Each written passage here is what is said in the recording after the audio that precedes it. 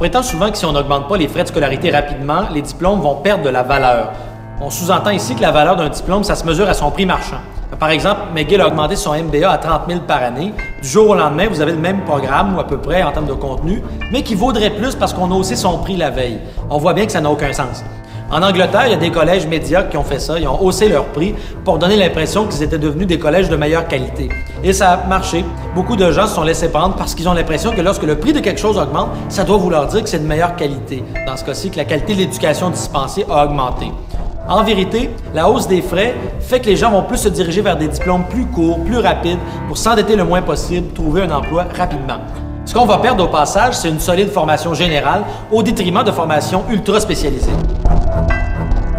Qui dit diplôme spécialisé dit diplôme à durée de vie très courte. On va devoir retourner à l'école fréquemment pour se recycler et adapter nos connaissances au marché du travail en évolution. C'est pour ça que la formation continue prend autant de place aujourd'hui. Si on mesure la valeur des diplômes, cette fois non pas à partir de leur prix, mais à partir de leur capacité à transmettre, par exemple, un bagage général, à améliorer les capacités de lecture, etc., on se rend compte que c'est tout à fait l'inverse de ce que nous disent les promoteurs de la hausse des frais de scolarité. Si les diplômes perdent de la valeur présentement en termes de contenu, c'est justement parce qu'on branche de plus en plus l'université au développement de l'économie, avec un format just-in-time qui devient très vite périmé quand le marché évolue. À trop mesurer la valeur des diplômes en termes économiques, on est en train de les dévaluer au plan du contenu.